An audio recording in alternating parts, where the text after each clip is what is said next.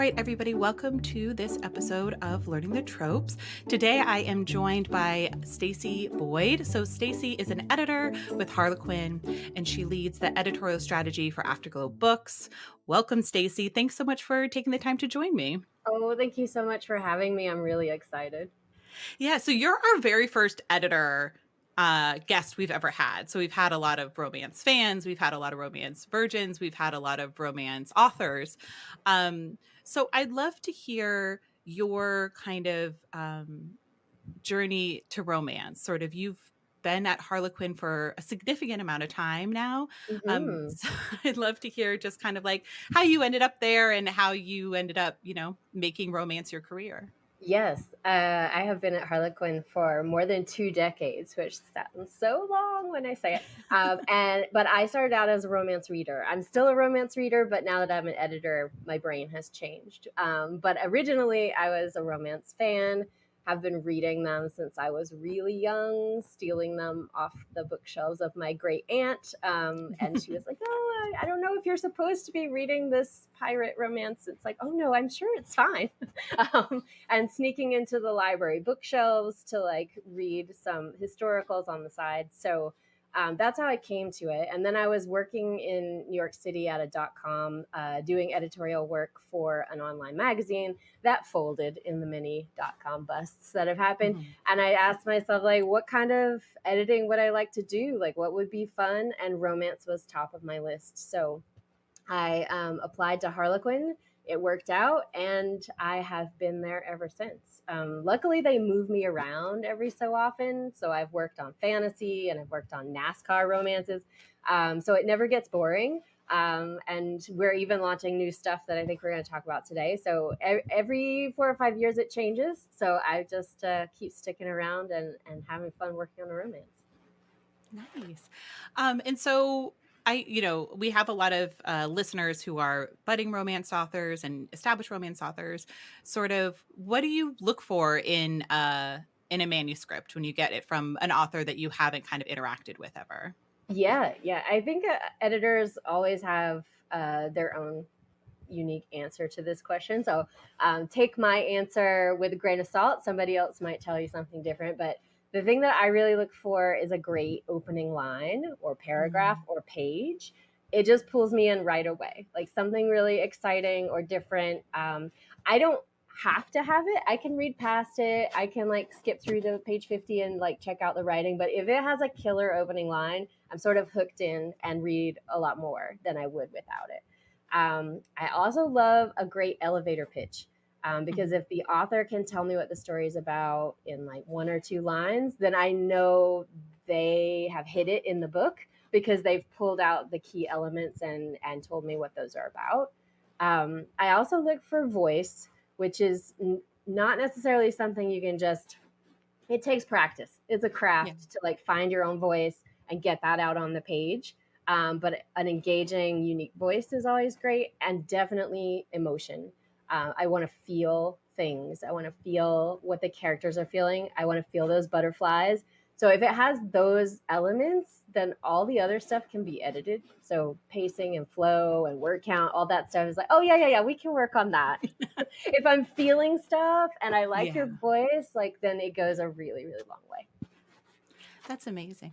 And going back to kind of stealing romances from your great aunt, Yeah. do you remember the first one? You mentioned a pirate romance, which we have to work to bring back pirate and Oh my Viking gosh. romances Yes, and I medieval should show you my romances. water glass, which is like a pirate skull. I Amazing. totally think we should bring back pirate romances. But do you remember specifically like the first book or books that really like hooked you in, or the first author that you kind of like followed? I do not remember the name of that pirate romance. Mhm. All I remember is that she was kidnapped a lot, and Mm. but it was very exciting. But I do remember the book that sort of changed my heart and like is still my number one favorite romance, which is Flowers from the Storm by Laura Mm. Kinsale.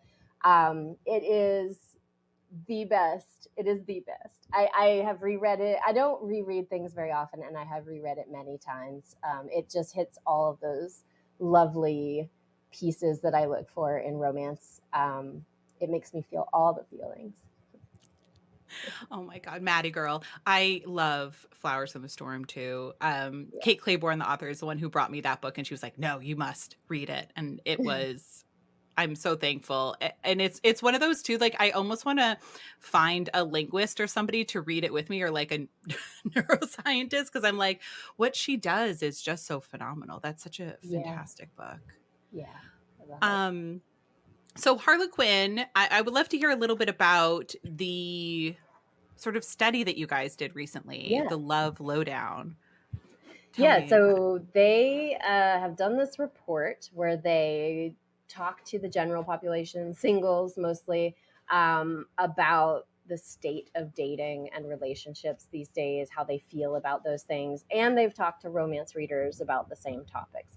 And then they Mhm, pulled together some statistics that have just been released where they talk about how people feel about dating. And some of the results are pretty interesting because people are feeling that that traditional happily ever after, so like getting married, having a picket fence, is not necessarily what their definition is. It's more right now about friends and family and community and career. It's not just about having a romantic partner. It's like they want a full life, a full happily ever after, and they mhm. want to define it for themselves. So I think that's interesting, but it also resonates with sort of the many kinds of books that Harlequin puts out, where all of those things are part of the romances. You want to have that journey of the characters in addition to the happily romantic happily ever after. And I think that the report kind of lays out what we thought, but it's nice to have data to back it up. Oh, definitely. And, Yeah. as a lifelong romance reader and somebody who has been in a partnership for a while, I think, what do you feel like romance has taught you about relationships and long-term relationships? Yeah, I have been in a partnership for a very long time, longer than I've been at Harlequin even. And can I give you an aside? Yes, Um, always. yes. So my husband and I actually lived out a trope, which was a marriage of convenience. So How? we were in That's college. yeah. Yeah, Mhm. exactly. It's like, how did this happen in real life? So we were in college, and I needed to get financial aid that my parents, for various religious reasons, were not going to approve for me. And the only way that I could do it was to become independent. And there were several ways to do that: have a kid, join the army, or get married. And I was like, hey, look, let's go down to the science building and the notary can fill this out for us and we'll be married and then we'll divorce after and it's all fine. And he was like, yeah, okay, sure. And so we did. And we were really chill about it. And then a couple years later, it was like, you know what? This is kind of cool. Let's just not get divorced. And then so we stayed married, and it was very fun. And we've been married for almost 30, almost 30 years. So a very, very long time. And it's great. Um, so, so That is I, amazing because I feel like marriage of convenience is a trope that is so hard to pull off in modern romances. yeah, So yeah, rarely is it done well that I can't believe you pulled it off in real life and it worked out. I Wait, know. were you guys like dating and then you're Yeah, like, yeah, "Hey, yeah. like okay."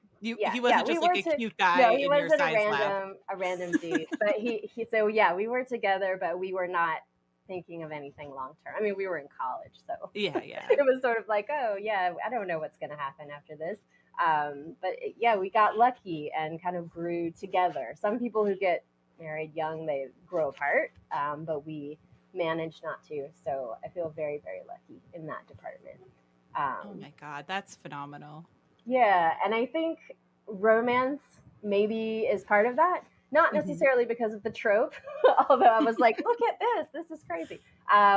But because of the hope and the optimism, really, that I feel like when you're immersed in these happy stories that are fun, um, they're about treating yourself as a reader. And then they're also just giving you this sense of the world as working out, right? You have to go through the hard stuff, the grief and the problems and the everyday situations that you necessarily don't want to deal with. Um, but then in the end, you love somebody, and you stick through it and you talk to them about it. You don't just have a misunderstanding and walk out the door, it's like, oh, why didn't they just sit down and talk this through? And in romance, you can see that. Mhm. You can see how to get through those hard parts. And I think just having that optimism, it it can carry over into your life. So you just feel a little more optimistic about everything that's happening, even though it's hard. Yeah. Well, I found it so interesting too, the increased focus on community, which I think is something, especially coming out of the pandemic, that all of us have such a renewed, or maybe I'm just speaking for myself, but have like kind of a renewed focus on, because Yeah. we understand how important that community is. And something that I always say about romance novels and, happily ever afters is, this couple, it doesn't work if they end and they've isolated everybody that they love and they're on an island. Right. It only like it ends in community a lot of Hmm. times. Yeah. The couple are together and in community with the people around them. So I think romance has always been about that kind of community building as well. So Yeah. I'm not surprised that that's a Absolutely. value. Yeah. Yeah, I because even like when you think about some romance novels where you have, say, a vacation romance or a fling or a one night stand, you have this situation that is isolated, and that's sort of how you're introduced to that person. Mhm. And then does it work in reality? Now we have to go back to the community with our jobs, with our kids, with whatever it is that we're dealing with. And does it hold up? Like, is it stronger than just this isolated instant that we had? And I think that journey is at the core of romance, like fitting into that larger space. I think that's why, for many romances in the past, especially, there was always a baby or a pregnancy at the end to just sort of confirm that this love has grown, this love has Mhm. made it has proven fruitful, like this love fits in the community. I think that is a message. And the communities after COVID, the communities now, they just look different than they did 5 or 10 years ago. And I think the stories in romance reflect that the way they've always reflected back our own culture and our own biases and our own ways of being. So, yeah, Mhm. I see that now too. Yeah. Well, I am also happy that there seems to be more books that are ending with a couple just happy and together Yes, and without happily a together. baby. Yeah, Yeah. Just without a because baby, without yeah. necessarily saying we're going to be together forever, without necessarily getting married. There are many ways to like end happily and be connected to your Mhm. romantic partner. So, Definitely. And something else that I loved about the survey was it really turned something on its head, a question that I still get asked a lot, as a romance reader, and obviously like having this podcast and stuff, where people wonder, does romance give women, in particular, an unrealistic standard for dating, which I always think is a little bit, misogynistic and a little yes, bit treating women yes, juvenile.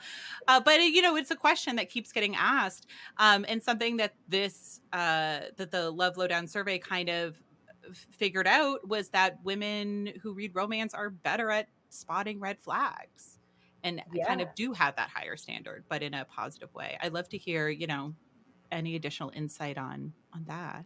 Yeah, no, I hear you with the idea of the fantasy, right? Like, can Mhm. can women tell the difference between the fantasy and reality? Yes, that's just like the short answer. But yeah, I thought that was interesting too, and I think it comes back to how romances reflect the reality that we live in. Mhm. So you'll see in romances things that people deal with in everyday life, and it gives the reader a chance to think about, is that how I would want to handle it? Is that what I would want to see? How does that make me feel? I mean, this can be very logistical, like whether or not a hero chooses to use a condom, Mhm. and how contraception is discussed. Or it can be relationship driven. When they have a misunderstanding or they're angry at each other, how do they respond? Do they walk out of the room? Do they talk it through? I'm seeing more and more characters going to therapy and using the things that they've learned there to work through the romance. I think that is a great example. So then, as a reader, maybe you've never been to therapy and you're like, oh, hey, maybe that could work for me. Like, it just, Mhm. as any fictional story does, it opens up worlds that you don't necessarily live in and allows you a chance to think about whether you want to do some of those things in your own life.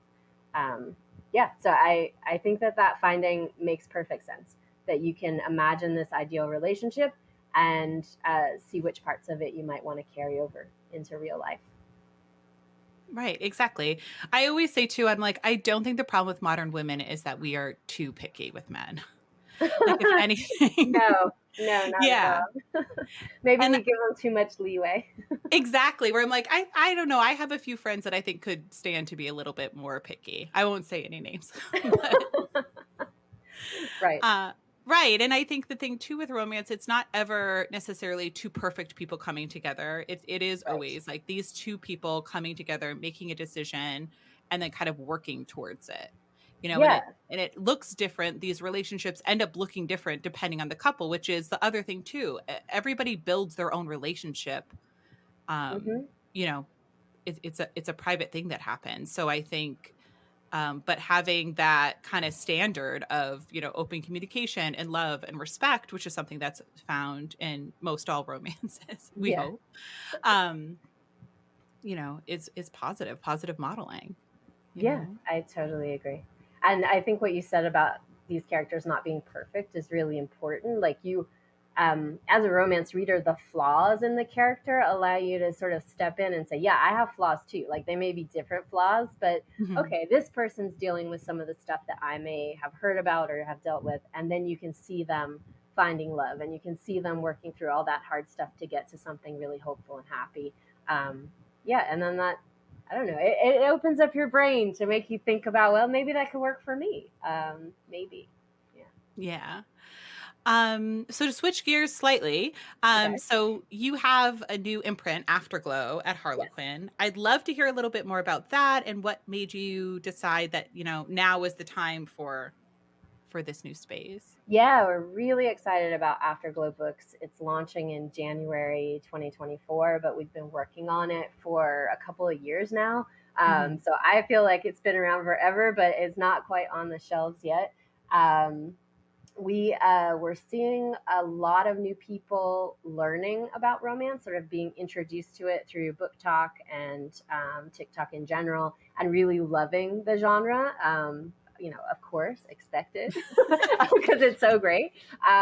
But then them wanting more books in line with what they were finding in their introduction to romance. So Mhm. that has been sort of rom-coms with illustrated covers, but that's sort of evolving and people are asking for things like spicier stories and stories with very complex characters and stories with diversity sort of built in from the ground up. And we wanted to provide all of that in a very uh, upbeat, trope driven fashion, which is what Harlequin is known for. We are great with tropes. And so Yes. that's what we hope to bring with Afterglow is this really trip-tastic kind of experience that's fun and uplifting and hopeful and sort of builds in all of those elements that this newer audience has been looking for. And the great thing I think is that it's at a value price because I see a lot of people complaining about the rise in prices for books up to almost $20, and these are going Mhm. to be around $12 or $13. So um, the voracious romance reader has an opportunity to read multiple books rather than just buying one or two. So we hope that readers are really going to like all the stuff that we offer in the new program. Amazing. You mentioned cartoon covers, and that's been a point of discussion in this podcast for Yeah. the length of the podcast, I think. I think I'm a traditionalist in that I love the kind of clinch cover, that kind of art of the 90s, which I do understand is a little dated. But I'd love to hear a little bit about the the focus on cartoon covers and kind of what you at Harlequin are kind of finding, and why that kind of pivot has been happening. Yeah, I think what we found is we did a lot of research as we started to develop Afterglow is that people who like the illustrated covers gravitate to them because they keep the romance element private, right? So you don't have a couple on the cover that is advertising to everyone that you're reading a romance novel. You can take it on the train, you can read it with your family. And that seemed to be a big piece. We also found that people who were reading the illustrated covers thought many times that it would be a lighter story, like less sex maybe.